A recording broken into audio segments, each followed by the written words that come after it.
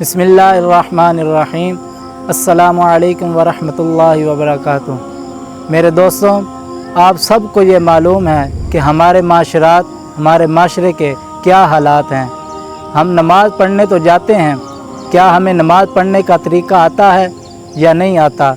आज हमारे बुज़ुर्ग नमाज़ पढ़ते हैं, हमारे बच्चे नमाज़ पढ़ते हैं, हमारे नौजवान नमाज़ पढ़ते हैं। क्या हमें नमाज की अदायगी का पता है? क्या हम नमाज में कौन कौन सी गलतियां कर जाते हैं, हमें नहीं पता होता।